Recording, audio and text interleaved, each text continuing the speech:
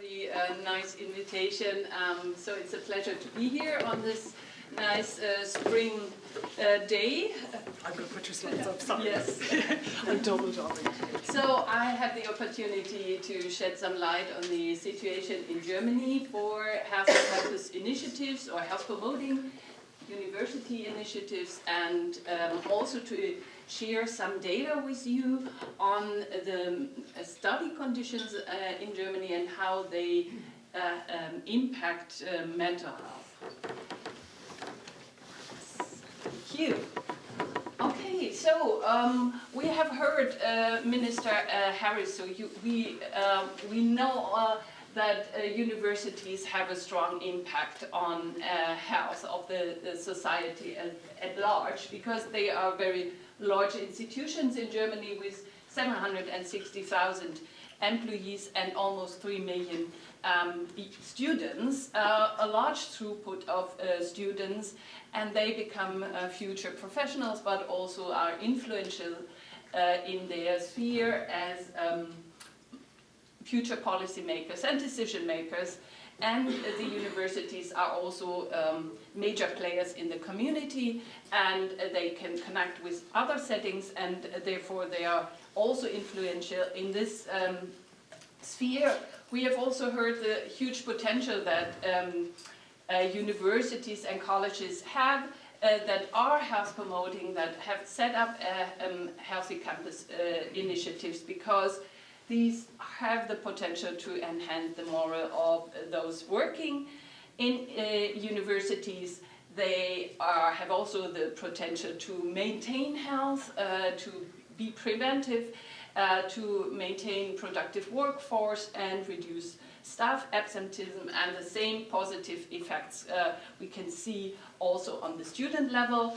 Overall, the universities can also they are in a competitive environment, and they can improve their reputation, boost also student and staff recruitment. Staff recruitment actually is a pressuring problem in Germany due to the aging population and other developments. And of course also in the main aim of universities is of course to have a good academic performance and to reduce student dropout, and these initiatives can also contribute to these aims.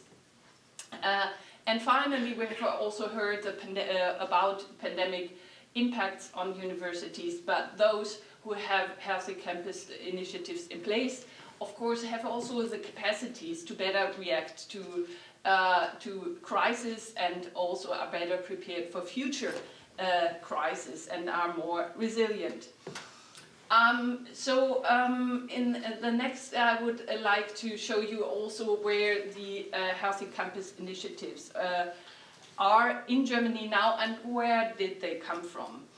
So we started already in 1995, inspired of course by the Ottawa Charter for Health Promotion and the setting-based approach to health promotion, to set up a network of health promoting universities with almost only 5 institutions. And I was already as a young researcher on board at the University of Bielefeld as one of these founding members. And in other countries, very much though, in the UK there were similar developments, and the WHO within the Healthy Cities initiative took up the health promoting university idea as a new setting, and launched a book, a framework for action, and also an international conference was organized by Mark Durs in Lancashire. That sparked very much the development throughout Europe, but also internationally. After celebrating our first anniversary in 2005, we launched a set of principles, the 10 HBU principles for German institutions. Very soon afterwards, then the Okanagan Charter, that was already mentioned this morning, was launched, very much related to the principles of the Ottawa Charter, but also an influential document for many countries, including Germany. And therefore we relaunched we revised our 10 HPU principles in the light of the Copenhagen Charter. And now the network is grown to comprise more than 150 universities and colleges. And since the network is already so big, there are 5 regional networks established. So the Copenhagen Charter is a very influential document. It translates the 5 action areas of the Ottawa Charter to this setting, to the healthy campus setting, and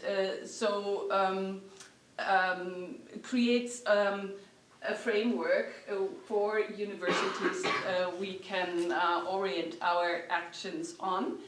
With 2 major calls for action, and the second call for action already also includes what we have heard this morning, to integrate health, well-being and sustainability in multiple disciplines. That means in the core work and the core aims of universities. But also not only in teaching, but also in research, to embed it, to advance research, teaching and training for health promotion, knowledge and action. And the third area is the networking, to reach out, to liaise with other settings in order to bring both local but also global action for health promotion forward. But Minister Harris has also pointed out that the life of students is very much shaped by the wider policies and the environments around them. And how does the situation look like in higher education in Germany? What happened in the last 20 years? What are the overall conditions? So the conditions for students, but also for staff, of course, in Germany are very much shaped through the Bologna reform. In some countries it did not make such a huge change. In Germany it did.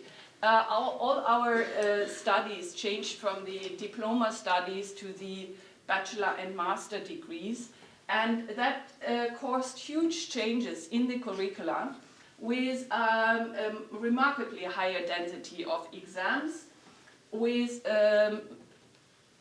quite strict restrictions of individual choices, so the courses of study became more school-like, the curricula, but of course it improved also the internationalization, and it significantly improved also the teaching quality through the accreditation systems.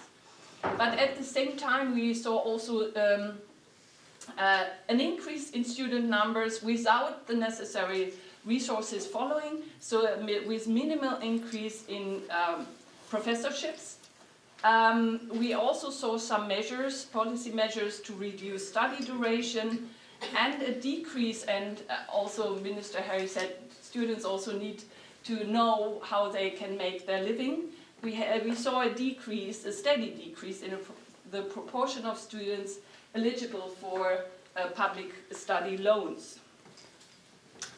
And at the same time, some policies that created higher competition between institutions. There were excellence awards were created where few universities could benefit from extra funding. Overall, a power shift towards leadership, and generally a decrease in basic funding. I think many countries have seen this, and the external funding is even more important nowadays. How do these general conditions, how do these influence the study conditions for students and the students' mental health? That's the overall research aim of a project. We call it a Studie BIFRA project. And I would like to introduce you into this survey project and provide you with some insights from the data. So this project is funded by the German statutory accident insurance. All students are mandatorily insured in this accident insurance, and they provide funding for health research on the students. It's a joint project between the University of Bielefeld and us. And the overall aim is to use a questionnaire that has been developed in a former project, and it's a questionnaire to measure both the study conditions, the students' needs for action regards different aspects of their study conditions, and the health of students with a special focus on mental health. So it can be seen as a needs assessment tool for environmental changes, but environment here is seen as the study environment. And it enables, of course, also to identify vulnerable student groups, and it is aimed to support the mental health risk assessment at study places, which is also foreseen in the accident prevention regulations. Not many universities in Germany have a high focus on it, although there is a legal obligation to do it, but it's not done at many institutions. And the questionnaire also shall provide data sources for student mental health and well-being, and to build up student health management systems as whole university approaches. So how does this questionnaire look like?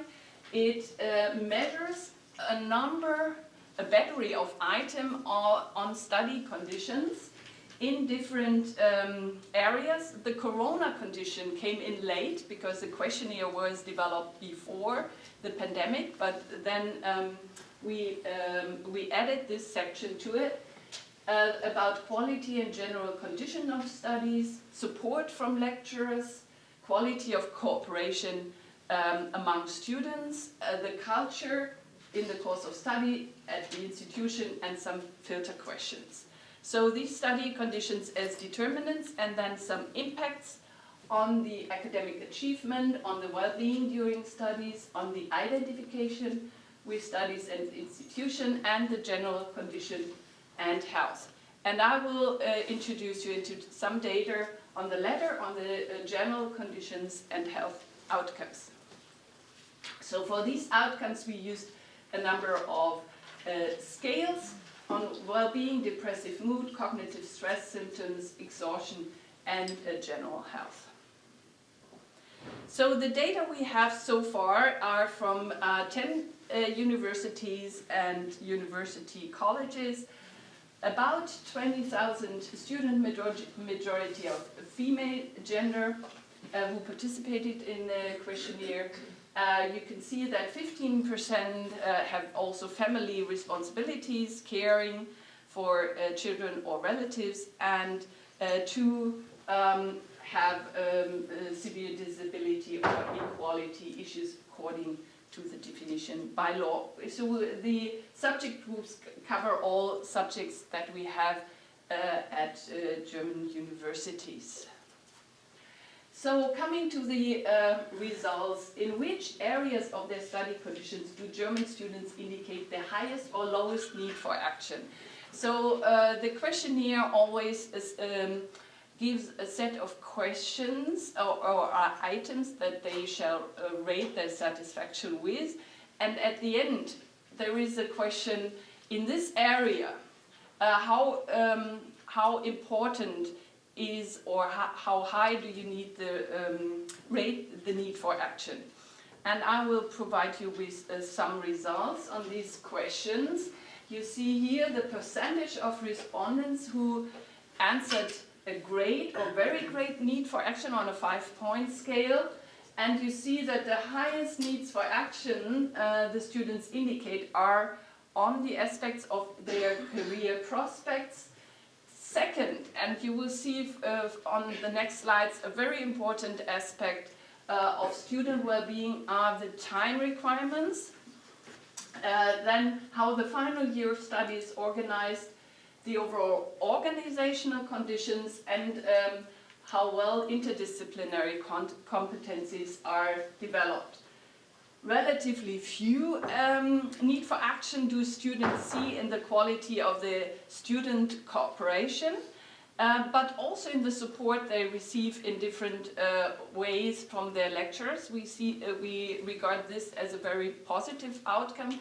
These are the so-called resources that universities have. Also, the culture at universities is overall quite positively rated. We could also identify some factors associated with these needs for action. We took out two of these outcomes, the career prospects and the time requirements, because they were the most urgent ones. And female students and those who identify themselves as gender diverse saw higher need for action in these areas.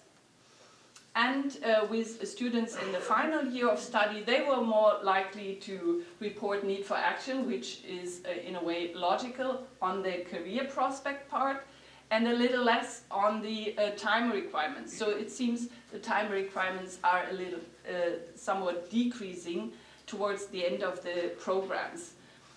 Also, subject group played a role. For instance, a lower need for action for medicine and health sciences students, again also that's easy to interpret because this sector needs the graduates very desperately. So how do these needs for action correspond with the satisfaction of students with the study conditions? And here you see the mean values of the satisfaction across these different areas. And here at the lower you see the areas with the highest satisfaction, support for writing a thesis or student cooperation that you have already seen before, and lowest satisfaction was with time requirements. And accordingly, the need for action is vice versa. So in areas where the satisfaction is low, the need for action was indicated high, and vice versa. However, there are some areas which I have indicated here with the arrows where it doesn't really match, where the satisfaction is relatively high, not that low, but the need for action is still considered as high, and that is with the overall organizational conditions, with the fit of the course content, and also with, I think there is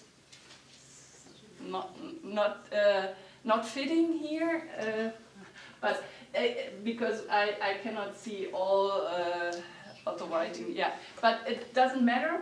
I know that the third arrow is about the digital teaching.